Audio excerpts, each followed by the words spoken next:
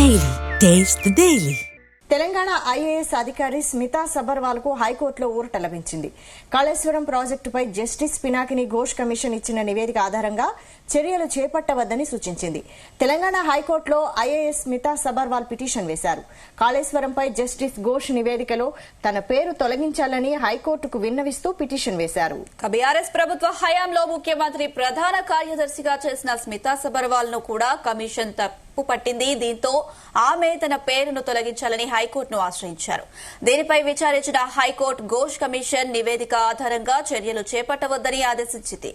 3 బ్యారేజీల నిర్మాణంతో తనకు సంబంధం లేదని స్మితా సబర్వాల్ పిటిషన్లో పేర్కొన్నారు.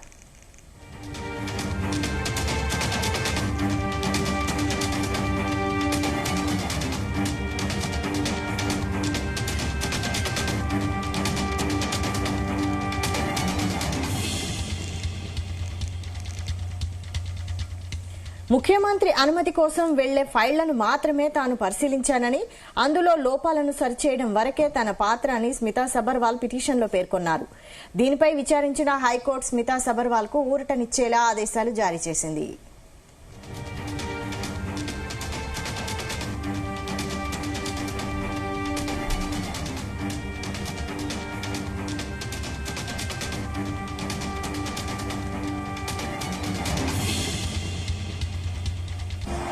తెలంగాణ ఐఏఎస్ అధికారి స్మితా సబర్వాల్ కు హైకోర్టులో ఊరట లభించింది.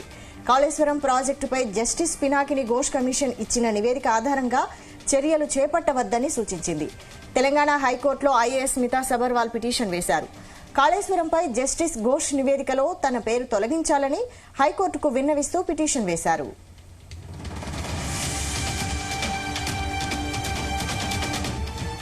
బీఆర్ఎస్ ప్రభుత్వ హయాంలో ముఖ్యమంత్రి ప్రధాన కార్యదర్శిగా చేసిన స్మితా సబర్వాల్ ను కూడా కమిషన్ తప్పుపట్టింది. దీంతో ఆమె తన పేర్లను తొలగించాలని హైకోర్టును ఆశ్రయించారు.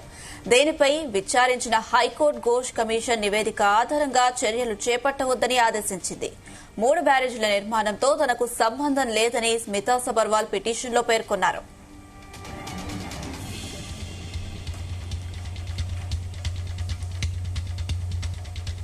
ముఖ్యమంత్రి అనుమతి కోసం వెళ్లే ఫైళ్లను మాత్రమే తాను పరిశీలించానని, అందులో లోపాలను సరిచేయడం వరకే తన పాత్ర అని స్మితా సబర్వాల్ పిటిషన్లో పేర్కొన్నారు.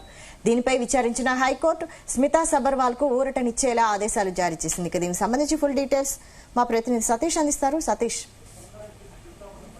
వైశాలి, కాళేశ్వరం కమిషన్ పై ఇటు జస్టిస్ ఘోష్ ఇచ్చిన నివేదికపై తన పేరును తొలగించాలని కూడా హైకోర్టుకు ఈ మధ్యకాలంలోనే పిటిషన్ కూడా వేశారు స్మితా సబర్వాల్.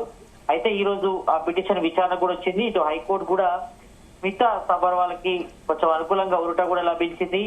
మరి కాళేశ్వరం ప్రాజెక్ట్ పై జస్టిస్ పినాకిని ఘోష్ కమిషన్ ఇచ్చిన నివేదిక ఆధారంగా ఆ చర్యలు చేపట్టవద్దంటూ కూడా హైకోర్టు రాష్ట్రప్రభుత్వాన్ని కూడా సూచించింది. మరి ఇప్పటికే ఈ రోజు ఇటు సిబిఐ విచారణ కూడా ప్రారంభించింది. ఇప్పటికే ఇటు అసెంబ్లీ మొన్న జరిగిన అసెంబ్లీ సమావేశంలో కూడా మరి అందరూ కూడా డిసైడ్ చేశారు. మరి సిబిఐ విచారణ కూడా ఇస్తున్నట్టు సీఎం రేవంత్ రెడ్డి కూడా చెప్పారు. మరి ఈ రోజే సిబిఐ కూడా తన విచారణ కూడా ప్రారంభించింది.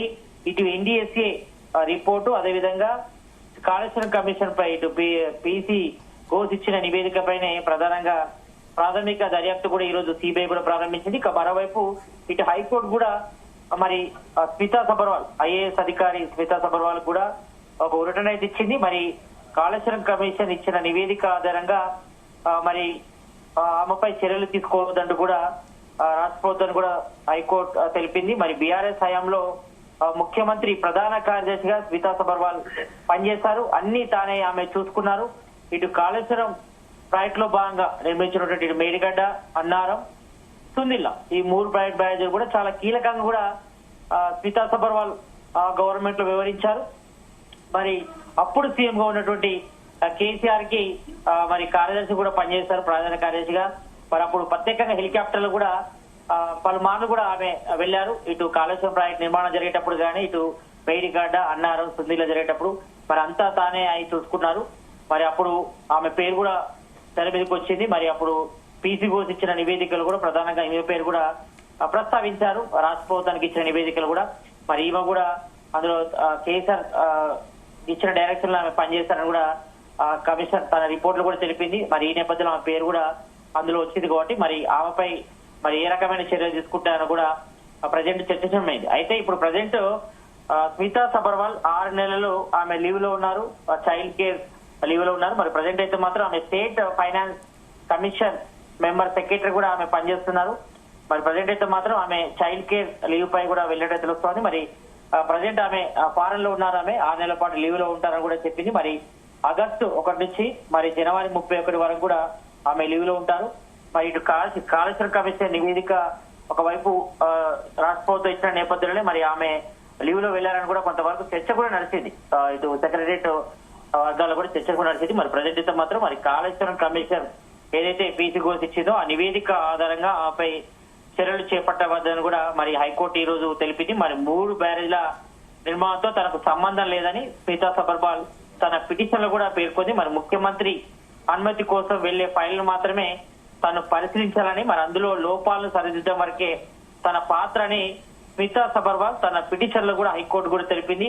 మరి దీనిపై విచారించినటువంటి హైకోర్టు ఈ రోజు స్మితా సబర్వాల్ కు ఉరటనిచ్చే ఆదేశాలు కూడా జారీ చేసుకుంది. మరి ఏదైతే పీసీ ఘోష్ ఇచ్చిన నివేదిక ఆధారంగా మరి ఐఏఎస్ అధికారి స్మితా సబర్వాల్ పై ఏ రకమైన చర్యలు తీసుకోవద్దు అంటూ కూడా తెలపడంతో ఒక రకంగా ఆమెకైతే ఉరట లభించింది. మరి ప్రజెంట్ అయితే మాత్రం ఆమె ఫారెన్ లో ఉన్నారు, చైల్డ్ కేర్ లీవ్ లో ఉన్నారు. దాదాపు 6 నెలల పాటు కూడా ఆమె ఇండియాకు రారు. మరి వచ్చిన తర్వాత మరి ఏ రకమైన చర్యలు తీసుకుంటారో చూడాలి. మరి ప్రజెంట్ అయితే మాత్రం ఇటు సిబిఐ కూడా మరి దర్యాప్తు అయితే ఈ రోజు ప్రారంభించింది. మరి ప్రాథమిక దర్యాప్తు అనంతరం మరి ఎఫ్ఐఆర్ కూడా నమోదు చేస్తారు. మరి ఆ ఎఫ్ఐఆర్ లో ఎవరి పేర్లు నమోదు చేస్తారో చూడాలి. మరి ప్రజెంట్ అయితే మాత్రం ప్రధానంగా మాజీ సీఎం కేసీఆర్ పేరు, హరీష్ రావు, అదేవిధంగా ఈటెల పేరు అయితే ప్రధానంగా అయితే అందులో ఉంది. మరి అప్పుడు ఐఏఎస్ అధికారి అంటే ప్రధాన కార్యదర్శిగా ఉన్నటువంటి స్మితా సబర్వాల్ పాత్ర ఉందంటూ కూడా ఇప్పటికే ఇటు కాళేశ్వరం కమిషన్ నివేదిక ఇచ్చింది. మరి ఎన్డీఎస్సీ రిపోర్ట్ లో కూడా ఉన్నట్టుగా తెలుస్తోంది. ఎందుకంటే అప్పుడు ప్రాజెక్ట్ నిర్మాణం అంటే కాళేశ్వరం ప్రాజెక్ట్ తో పాటు ఇటు మేడిగడ్డ, అన్నారం, సుందిల్ల ప్రాజెక్ట్ జరిగినప్పుడు ఎక్కువ రివ్యూ మీటింగ్స్ కూడా స్మితా సబర్వాలే నిర్వహించింది కాబట్టి మరి ఆమె పేరు కూడా అందులో పీసీ ఘోష్ కమిషన్ నివేదిక, జస్టిస్ పీసీ ఘోష్ కమిషన్ నివేదిక కూడా అందులో పేర్కొంది. ఆ నివేదికలు కూడా మరి ఈమె కూడా అందులో ఇన్వాల్వ్ అయింది కూడా. మరి అప్పుడు సీఎం గా ఉన్నటువంటి కేసీఆర్ కన్సర్న్ ఆ ప్రాజెక్ట్ అంతా కూడా నిర్మాణం జరిగిందంటూ కూడా ఇప్పటికే ఇటు ఆయన డైరెక్షన్ లో పనిచేస్తామని కూడా ఆమె కూడా చెప్పడం జరిగింది. కాబట్టి మరి ఈ కమిషన్ రిపోర్ట్ ఆధారంగా మరి ఇప్పుడు సిబిఐ అయితే ఎంక్వైరీ స్టార్ట్ చేసింది. మరి ఎన్డీఎస్సీ రిపోర్ట్ అదేవిధంగా కాళేశ్వరం కమిషన్ రిపోర్ట్ ఆధారంగా మరి సిబిఐ తన దుర్గుడు ప్రదర్శిస్తుంది చూడాలి. మరి ప్రాథమికంగా విచారణ అనంతరం ఎఫ్ఐఆర్ నమోదు చేస్తుంది సిబిఐ. చేసిన తర్వాత మరి ఎవరిపై చర్యలు తీసుకుంటుంది, మరి మాజీ సీఎం ఉన్నటువంటి కేసీఆర్ పై చర్యలు తీసుకుంటారా, మరి అప్పుడు ఇరిగేషన్ శాఖ మధ్య ఉన్నటువంటి హరీష్ రావు, తర్వాత ఆర్థిక శాఖ మధ్య ఉన్నటువంటి ఈటెల రాజేందర్ కూడా వాళ్ళ పేరు కూడా ప్రస్తావించడం జరిగింది. దాదాపు 650 పేజీలతో కూడా పీసీ ఘోష్ తన కమిషన్ రిపోర్ట్ కూడా ఇవ్వడం జరిగింది. మరి దీనిపై కూడా ఇటు సీఎం రేవంత్ రెడ్డి రివ్యూ కూడా నిర్వహించారు. రివ్యూ నిర్వహించి అసెంబ్లీలో కూడా చర్చకు పెట్టారు. చర్చ పెట్టిన తర్వాత అందరి సభ్యుల ఆమోదంతో మరి కేసును కూడా సిబిఐకి అప్పగించారు. సిబిఐ కూడా ఈ రోజు విచారణ అయితే ప్రారంభించింది. మరి ప్రాథమికంగా ఎన్డీఎస్సీ రిపోర్ట్ అదేవిధంగా కాళేశ్వరం కమిషన్ రిపోర్ట్ ఆధారంగానే విచారణ అయితే చేపట్టనుంది. మరి ఇందులో ఎవరి ఇన్వాల్వ్మెంట్ ఎంత ఉంది, మరి అందులో జరిగినటువంటి అవకతవకలు ఏంటి, మరి అందులో పెద్ద ఎత్తున కూడా నిధులు దుర్వినియోగం ఆరోపణలు ఉన్నాయి, అదేవిధంగా పెద్ద ఎత్తున కూడా అవినీతి జరిగిన ఆరోపణలు ఉన్నాయి. కాబట్టి మరి దీనికి ప్రధాన కారణం ఎవరనే విషయంపై కూడా మరి ఇప్పటి వరకైతే సిబిఐ తన విచారణ అయితే ఈ రోజు మొదలుపెట్టింది. మరి ఈ రోజు ఐఏఎస్ అధికారి స్మితా సబర్వాల్ కూడా మన హైకోర్టులో భారీ ఊట అయితే లభించింది. మరి పీసీ ఘోష్ ఇచ్చిన నివేదిక ఆధారంగా ఆపై ఎలాంటి చర్యలు తీసుకోవద్దని కూడా చెప్పింది. కాబట్టి మరి తదుపరి విచారణ జరిగేంత వరకు కూడా ఆపై ఎలాంటి విచారణ గానీ ఎలాంటి ఆదేశాలు కూడా అంటే ఆపై విచారణకు పిలిచే విషయంపై కూడా మరి ఏం చేయొద్దంటూ కూడా ఇప్పటికే హైకోర్టు ఇచ్చిన నేపథ్యంలో మరి ఆమెకైతే కొంతవరకు ఉరట లభించిందని చెప్పుకోవచ్చు. Thank you Satish.